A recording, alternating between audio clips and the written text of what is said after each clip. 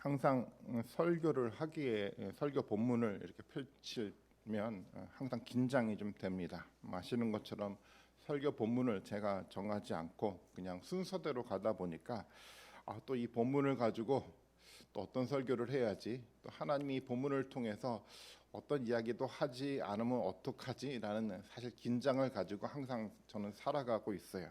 그러니까 제가 계획한 어떤 내용이 아니라 본문을 통해서 하나님이 어떤 이야기를 해주셔야 되는데, 그래야지 뭔가 설교할 게 있고 뭔가 나눌 말씀이 있는데 이게 아무것도 주지 않으면 어떡하지? 항상 이런 긴장이 항상 제게 좀 있습니다. 이 본문을 보면서도 사실 그런 생각이 들었어요.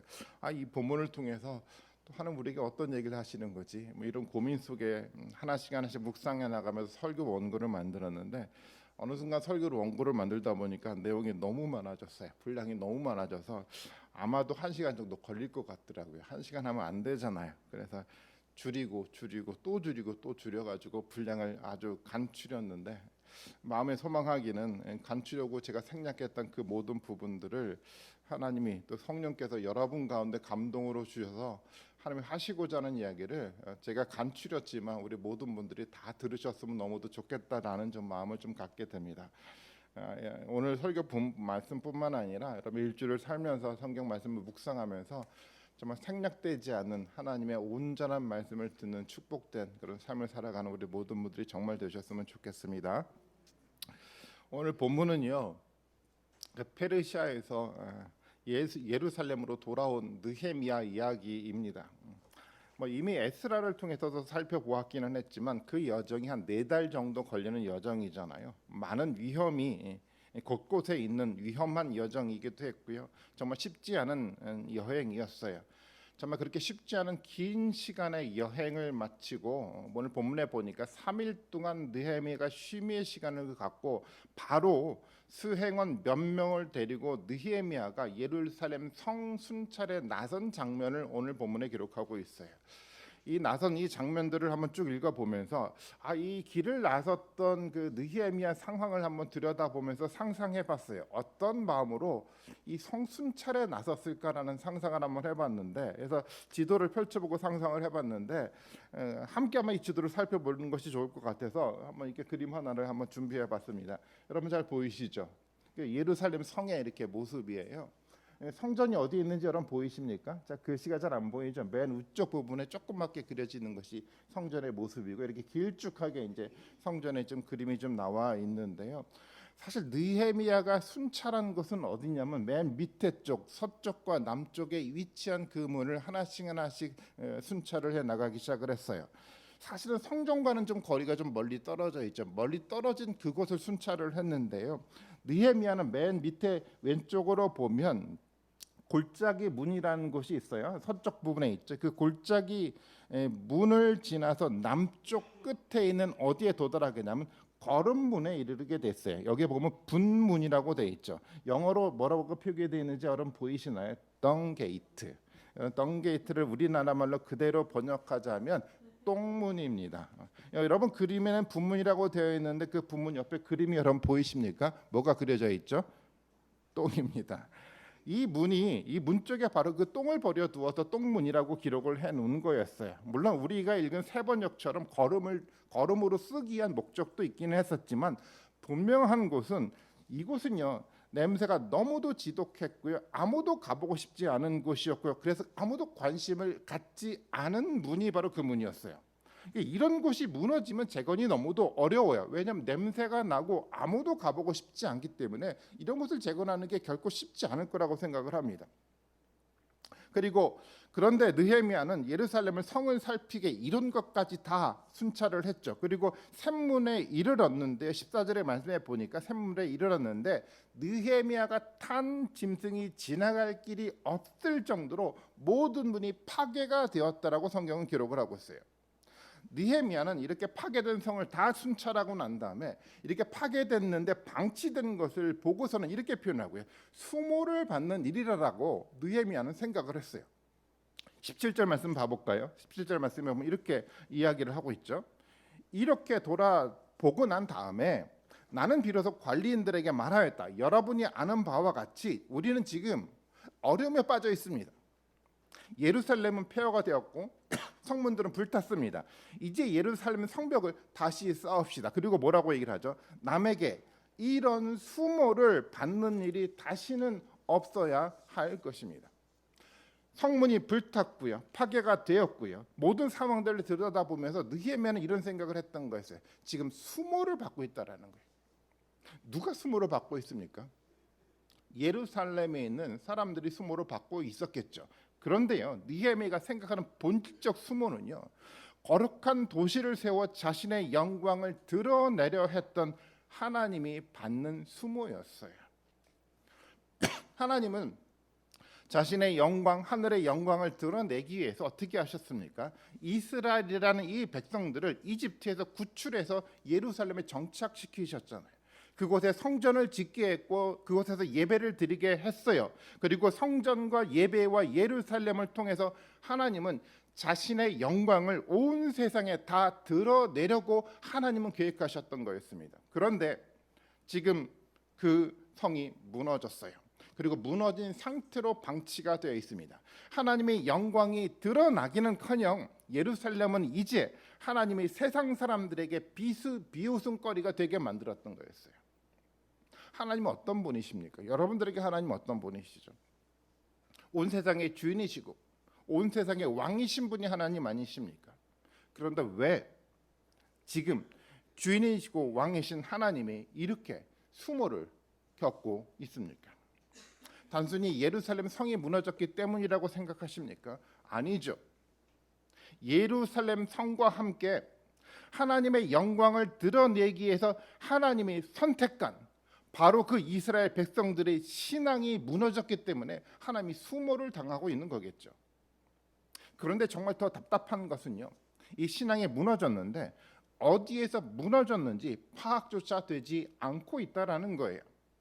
느헤미야처럼 무엇이 문제였는지 파악하기에 영적 순찰을 돌아야 하는데 이스라엘 백성들은 자신의 신앙의 내면을 영적으로 순찰해 보지 않고 있다라는 겁니다. 우리도 그렇지 않습니까?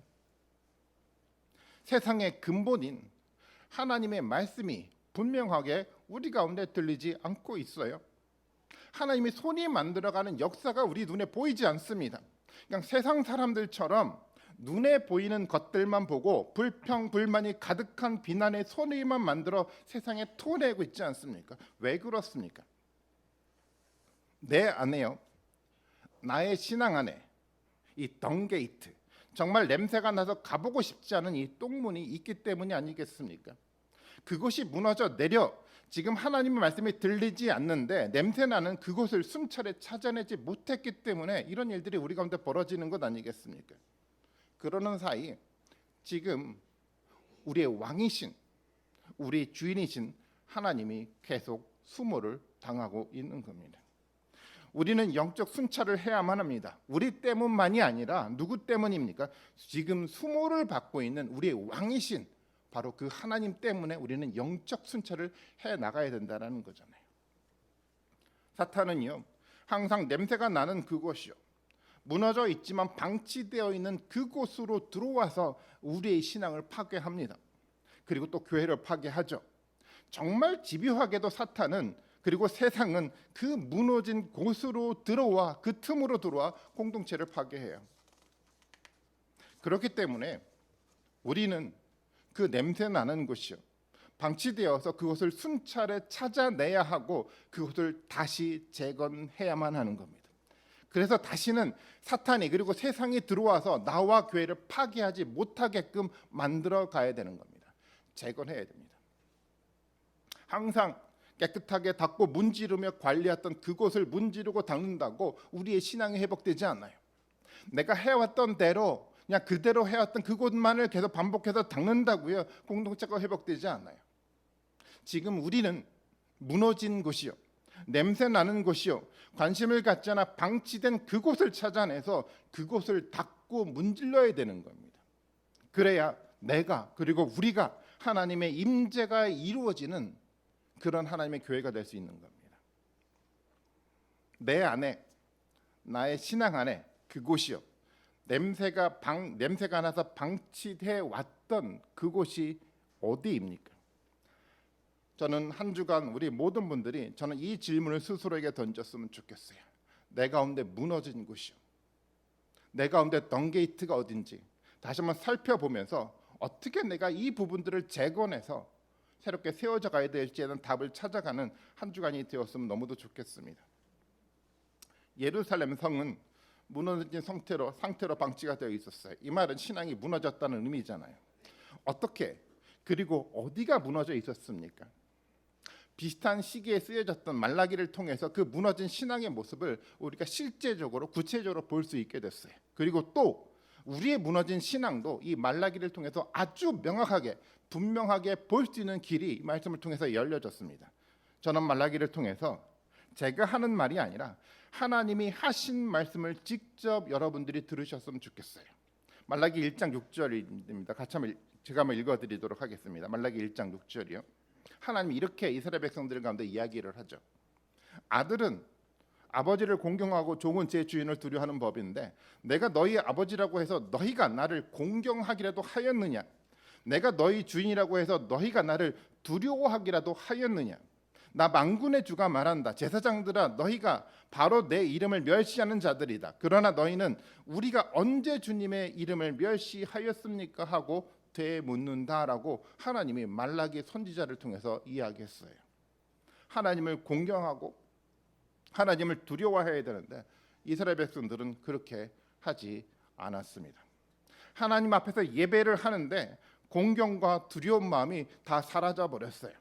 그리고 그 공경과 두려움이 없는 마음을 그들 스스로 깨닫지 못하고 이런 얘기를 하잖아요.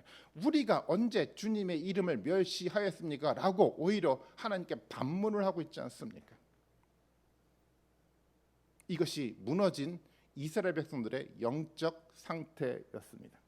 신앙이 무너진 사람은요, 스스로 무너진 상태를 깨닫지도 못합니다. 이러한 공경과 두려움이 없는 마음이 이스라엘이 하는 제사 예배에 그대로 다 드러나기 시작을 했죠.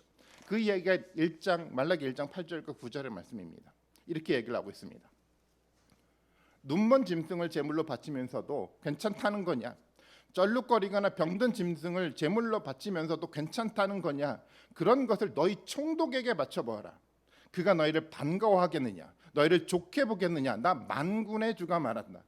제사장들아, 이제 너희가 하나님께 우리에게 은혜를 베풀어 주십시오 하고 간구하여 보아라. 이것이 너희가 의뢰하는 일이지만 하나님이 너희를 좋게 보시겠느냐?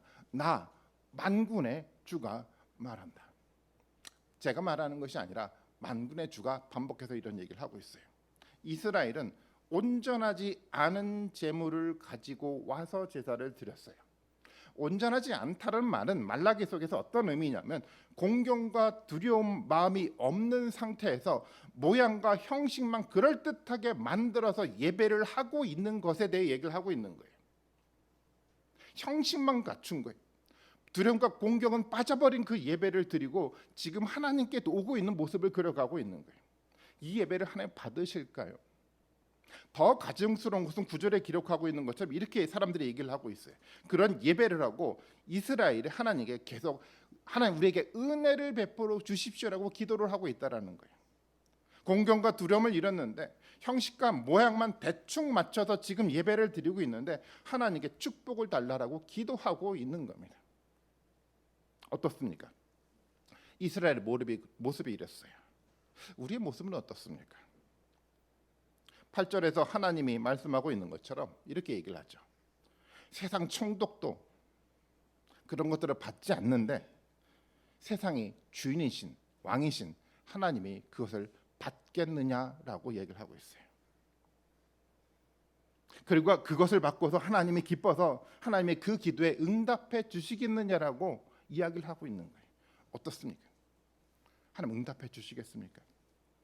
하나님은 그런 가증스러운 이스라엘 예배에 대한 태도를 보고 10절에서 말씀하고 있죠. 한번 1장 10절의 말씀을 같이 한번 읽어보겠습니다. 시작.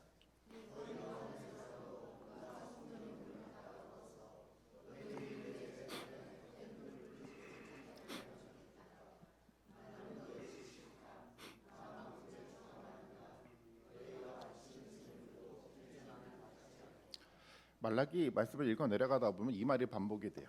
나 만군의 주가 말한다. 선지자들을 통해서 말을 하는데 사람들이 하나님의 이야기로 듣지 않아요.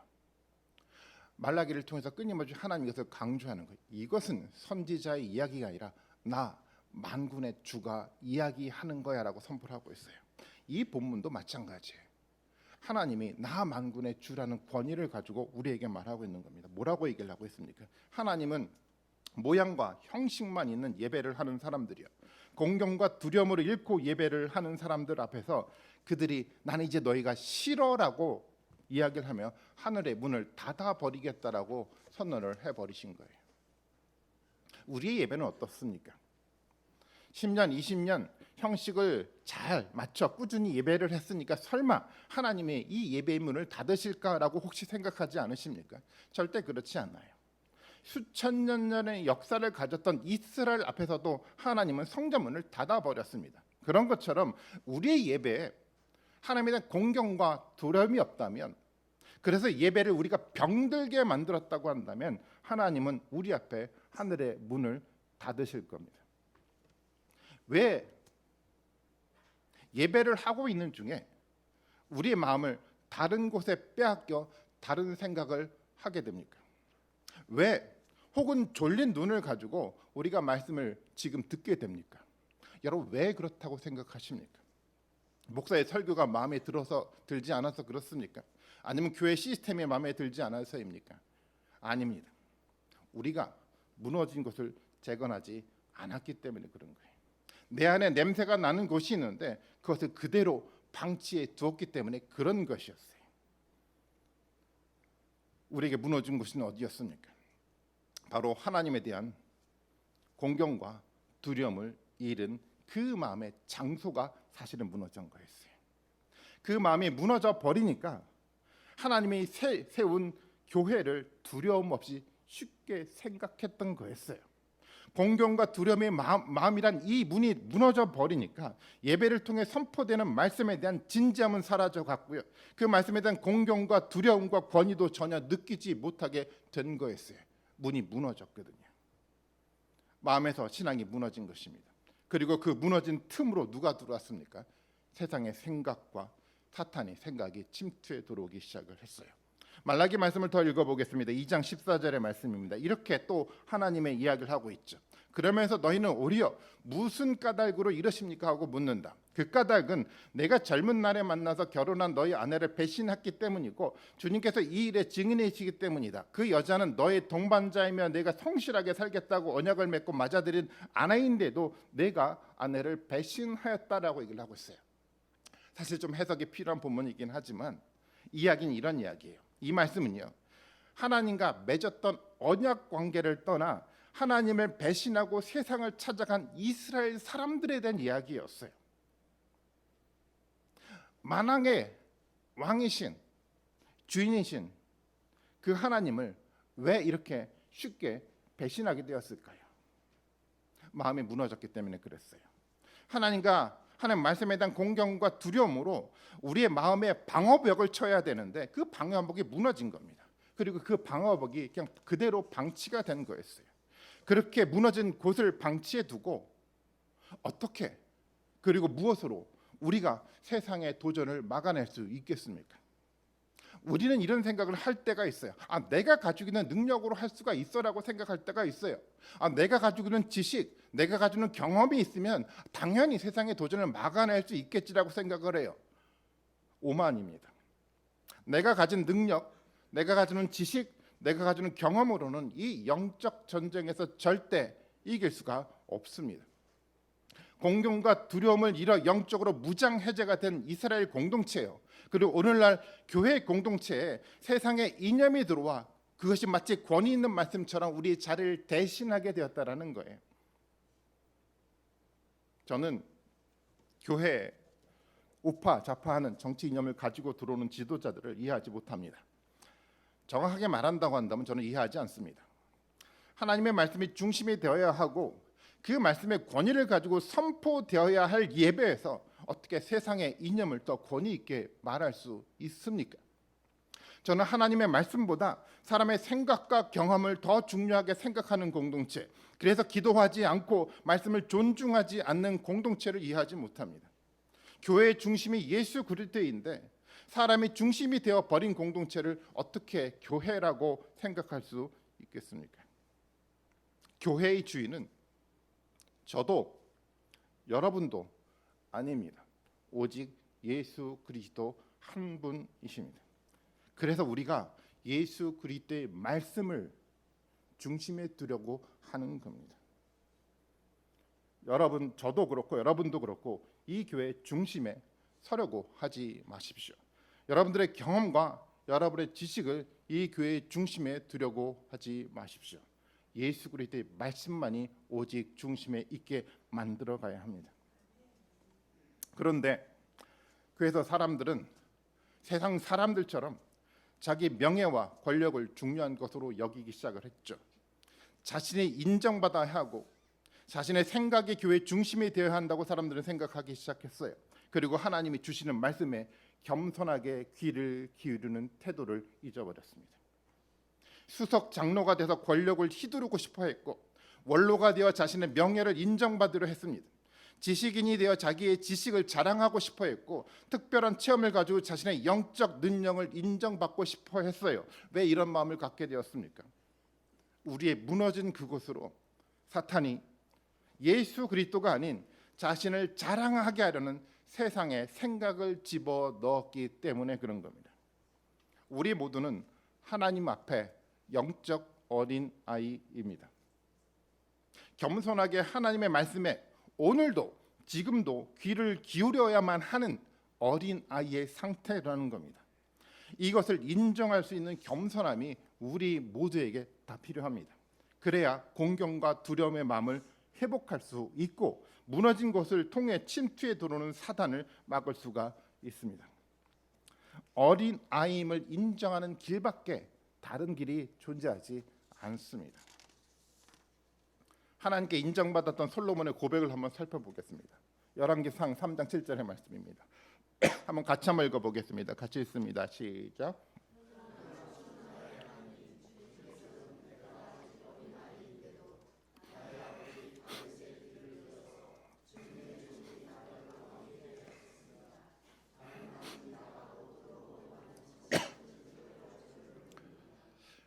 솔로몬이 했던 고백이었어요. 어떤 고백을 했습니까? 솔로몬은 자신의 실제 모습을 들여다보고 왕이었지만 어떻게 하나님 앞에서 처신해야 할지 모르는 나는 아이입니다라고 고백하고 있잖아요. 당시 솔로몬이 정치적으로 그리고 세상적으로 정말 어린 아이 상태였다고 여러분 생각하십니까? 절대 그렇지 않았어요. 다윗의 뒤를 이어서 여러 사람들이 왕권에 도전을 했어요. 그런 상황에서도 솔로몬은 정말 지혜롭게 대처했고요. 그래서 다윗의 뒤를 이어 왕이 된 사람입니다. 세상의 관점에서 본다고 한다면 정말 정치력이 뛰어난 정말 지혜로운 사람이 솔로몬이었어요. 그럼에도 불구하고 솔로몬은 뭐라고 고백하고 있습니까? 나는 아직 어린 아이입니다. 왜 그렇습니까? 하나님의 공동체에서요, 세상의 정치력이 아닌 세상의 지혜가 아니라 하나님의 지혜가 있어야 했기 때문에 그런 거였어요. 솔로몬은 그 하나님의 지혜에 대한 공경의 마음이 있었어요. 하나님의 말씀에 대한 두려운 마음을 갖고 있었습니다. 그래서요, 세상의 정치력, 세상의 지혜를 지금 다 내려놓고 겸손하게 어린 아이가 돼서 하나님께 지혜를 구하게 된 것입니다. 이런 모습이 하나님이 우리에게 지금 기대하는 모습 아니겠습니까? 어린 아이가 되어서 공경과 두려운 마음을 가지고 하나님, 나에게 세상의 정치적 지식, 세상의 지혜의 지식이 아니라 오직 하나님의 지혜가 필요합니다라는 고백의 기도를 지금 드려야 될 때가 아니겠습니까? 우리 모두는 영적 어린 아이입니다.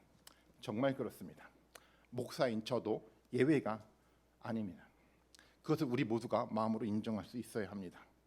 그럼에도 마치 하나님 앞에서 우리가 어른이 된 것처럼 생각하고 영적으로 무너진 것을 찾으려 하지 않는다고 한다면 우리는 성장하지도 성숙하지도 않게 됩니다. 우리는 지금 하나님의 이름이 수모를 당하는 시대에 살아가고 있습니다. 성도들의 삶에서 하나님의 성품이 거의 드러나지 않습니다. 하나님을 믿는다고 말하면 너도 하나님을 믿어 하며 조롱을 당할까 봐 말하기 두려운 시대에 살아가고 있어요. 교회에서 끊임없이 나오는 세상의 정치 이야기, 추문들로 인해 전도할 수 없는 시대에 지금 우리가 살아가고 있어요. 지금 하나님의 이름은 계속 수모를 당하고 있는 것입니다. 그럼에도 불구하고 하나님이 받는 그런 수모를 지금 느끼지 못하고 여전히 나만 편안하면 되니까 된다는 생각에 많은 사람들이 그냥 그 자리에 머물러 있기만 하려고 하고 있습니다. 무너진 곳, 냄새가 나는 그곳을 찾아서 우리의 신앙을 재건해 나가야 되는데, 그래서 하나님의 영광이, 하나님의 능력이 세상 가운데 증거되고 선포가 되어 가야 되는데 하나님의 이름이 수모당하고 있어요. 저는 교회가 이제는 더 이상 하나님의 이름이 수모를 당하는 일을 두고 보고 있어서는 안 된다고 생각을 하고 있습니다. 시온소 교회가 새롭게 재건되길 원합니다. 신앙이 재건되길 원하는 겁니다. 오늘 본문이요, 19절 20절을 통해 보면 우리는 또 이 하나님의 공동체를 재건하는 일에 반대하는 방해자들이 있다는 것을 발견하게 돼요. 예루살렘 공동체 안에 이 방해자들이 있었습니다. 바울 서신을 통해서도 우리가 알 수 있는 것처럼 영적 공동체에는 이런 방해자들이 항상 있었습니다. 그것을 우리는 반드시 기억하고 있어야 돼요. 방해자들은 계속 밖에 있는 세상 사람들에게 느헤미야에 대한 왜곡된 소문을 만들어 퍼다 나르기 시작을 했어요. 성 안에 있는 사람들이나 성 밖에 있는 사람들이나 방해자들이 가지고 있는 공통점이 있습니다. 그 공통점은 뭐냐면 권력에 대한 욕망이었어요. 페르시아의 통치 속에서 조금이라도 더 페르시아의 왕을 인정을 받으려고 그들은 생각했어요. 그래서 자신이 관리하고 있는 땅에서 조금이라도 더 많은 권력을 갖고 싶었던 마음을 가지고 방해자들이 생겨났어요. 조금 더 내가 왕에게 인정받아야지, 조금 더 내가 사람들에게 인정받아야지, 비다야지 하는 그런 권력에 대한 욕망이 그들을 지배하기 시작했어요. 19절 말씀을 통해서 알 수 있죠. 2장 19절의 말씀 봐볼까? 이렇게 사람들은 이야기하기 시작을 해요. 같이 한번 읽어보겠습니다. 같이 읽습니다. 시작.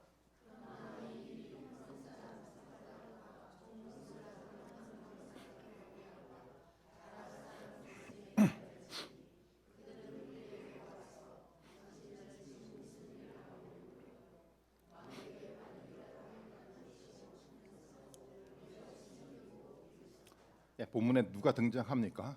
방해자들이 등장하기 시작을 했어요. 지금 시간이 부족해 이 말씀을 충분히 제가 설명드릴 수 있는 것은 아니지만 이 말씀을 통해서 우리가 알아야 될 것은요, 우리도 이런 방해자가 될 수 있다라는 겁니다. 사람들은 무너진 곳을 재건하지 않고 그대로 방치해 두고 있어도 그냥 방관자 정도로 살게 되는 것 아닌가라고 생각을 해요. 아니요, 그렇지 않습니다.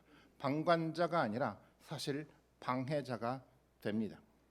오늘날 이 방관을 통해서 하나님의 이름이 수모를 계속 받고 있지 않습니까? 목회자가 왜곡된 말씀을 전해도 방관합니다. 세상의 정치념을 공동체에 가지고 들어와 교회 정치를 해도 사람들은 방관합니다.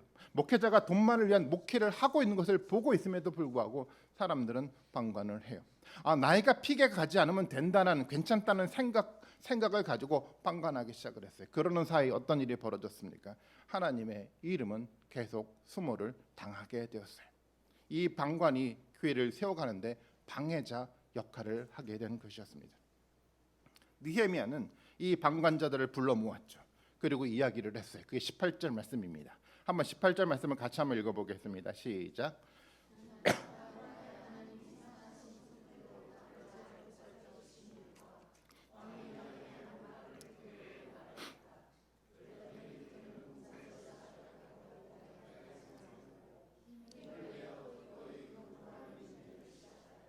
이스라엘 백성들의 다짐이 어떤 다짐인지 여러분 느껴지십니까? 사실 우리가 좋아하는 이야기는 우리 자신에 대한 무용담이잖아요. 내가 주인공인 나의 성공 스토리, 나의 지식 이야기, 그런 이야기를 정말 우리가 좋아해요. 항상 우리 이야기를 나누다 보면 항상 주인공이 누굽니까? 내가 주인공이 돼서 얘기를 하잖아요. 내가 이렇게 살았어, 내가 이렇게 성공했어, 내가 이런 지식을 가지고 있어, 이런 이야기를 하라고 한다면 밤새도록 다 하지 못할 것 같아요. 느헤미야가 페르시아에서 성공한 그런 자신의 성공 스토리를 이야기하려고 한다면 아마 밤새도록 시간이 부족했을 것 같아요.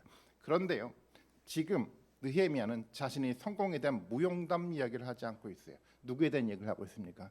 하나님이 손이 만들어갔던 그 역사 이야기를 하고 있어요. 하나님이 주인공인 그 이야기를 하고 있다는 거예요. 어떻게 하나님의 손이 자신을 페르시아의 술 맡은 관원으로 세웠는지, 어떻게 하나님의 손이 페르시아 왕을 감동시켜서 이런 역사를 만들어 갔는지 누구에 대한 얘기를 하고 있습니까? 하나님의 손이 하는 그 이야기를 느헤미야는 좀 해나가고 있어요. 이 하나님의 이야기에 사람들이 반응하기 시작했어요. 우리도 마찬가지예요. 우리가 해야 되는 이야기는 나의 이야기가 아니에요. 나의 성공 스토리가 아니에요. 우리가 해야 될 얘기는 우리 너머 속에 일하고 계신 하나님의 손이 만들어가는 하나님의 성공 스토리를 우리가 얘기할 수 있어야 돼. 그래야 우리가 누구를 믿고 갈 수 있습니까? 하나님 믿고 갈 수 있죠. 여러분, 제가 제 성공 스토리를 여러 번 얘기해서 여러분이 저를 믿고 여러분 따라오신다고 한들 여러분 그 길은 성공하지 못합니다. 우리가 봐야 되고 우리가 들어야 될 이야기는 누구의 얘기입니까? 저의 이야기도 아니고 여러분들의 이야기도 아니고 오직 하나님의 손이 만들어가는 하나님의 성공 스토리를 우리가 들을 수 있는 영적 귀가 우리 가운데 있어야 되는 겁니다.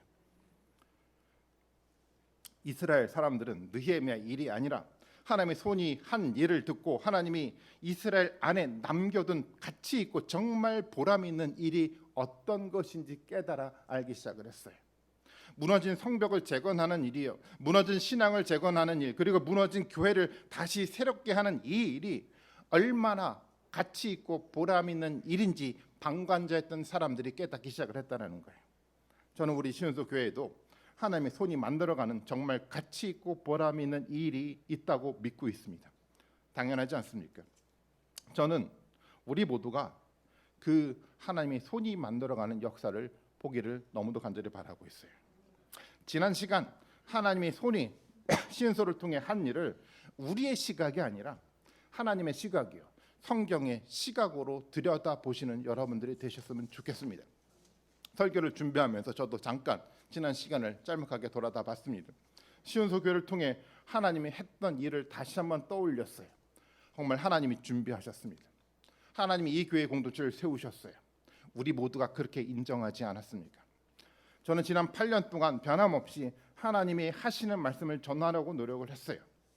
제 생각과 제 철학이 들어갈까 봐 항상 조심했었고, 하나님은 우리에게 보여주시고자 하는 말씀이 무엇인지 정말 주의해서 말씀을 들여다보는 말씀을 전하려고 했습니다. 물론 저의 부족함 때문에 저의 설교는 부족했고 저의 목회에는 문제가 많았던 것은 사실입니다. 그래서 많은 사람들이 공감하지 못하기도 했어요. 그럼에도 저는 하나님이 하셨던 이 말씀을 통해 하나님 정말 가치 있는 일들을 우리 이 공동체에 남겨주셨다라고 저는 믿고 있습니다. 정말 가치 있고 정말 보람 있는 일을 하나님은 우리 안에 두셨습니다. 제가 만든 일도 아니고 여러분이 만든 일도 아니라 하나님이 하나님의 이름이 수모를 겪고는 이 시대를 준비하기 위해서 하나님이 만들었던, 우리 안에 두었던 가치 있고 보람 있는 일이 우리 안에 있다라는 겁니다. 제가 이곳에 아직 하나님이 남겨둔 가치 있고 보람 있는 일이 있다라는 믿음 때문에 저도 여기에 머물러 있습니다. 하나님의 손이 만들어가고 있는 그 일에, 하나님이 손이 만들어가고 있는 그 일에 우리의 눈과 귀를 집중해 보십시오. 사람들의 말을 듣고 특히 반대의 자들의 소리에 여러분들의 귀를 기울이지 마십시오. 우리 마음 안에 무너진 하나님의 말씀에 대한 공경과 두려움을 회복하고 그것으로 사탄의 도전을 막아내고 어린 아이와 같은 겸손한 태도로 말씀에 귀를 기울여 보십시오. 하나님은 분명하게 세미한 음성을 여러분 각자에게 들려주실 것입니다. 그렇게 하나님의 음성을 들려주신다고 한다면 여러분 믿음을 가지고요, 그 말씀을 우리의 삶에 채워가 보십시오. 정말 한번 그렇게 여러분 해보십시오. 그렇다고 한다면 지금 하나님이 손이 만들어가는 위대한 가치 있고 보람 있는 일이 어떤 것인지 볼 수 있게 될 것입니다. 하나님의 손이 이 공동체 위에서 가치 있고 보람 있는 일들로 어떻게 만들어가고 있는지 그 역사를 목도하게 될 것입니다. 이제 이스라엘 백성들이 하나님의 손을 하는 일을 보고 이제 기꺼이 보람 있는 일을 시작하겠습니다라고 결단하고 고백했던 것처럼 동일한 고백이 우리 가운데 있었으면 좋겠어요.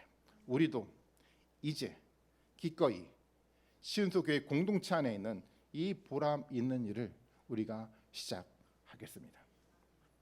하나님이 이거 공동체에 남겨두신 가치 있고 보람 있는 일을 보며 우리에게 남겨진 시간이요, 아낌없이 하나님께 드려 보겠습니다. 이런 결단이 우리 가운데 있기를 바라겠습니다. 성경을 통해 아주 분명하게 하나님이 하신 약속의 말씀이 있습니다.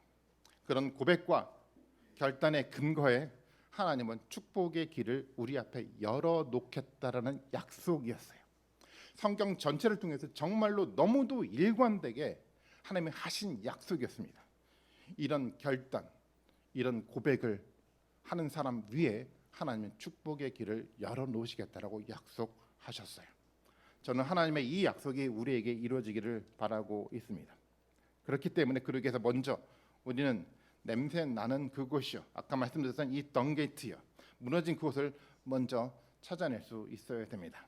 항상 닦아왔던 그것을 계속 닦지 마시고요, 무너진 바로 그곳이요, 그것을 찾아 닦아내고 새롭게 세우시는 여러분들이 되셨으면 좋겠어요.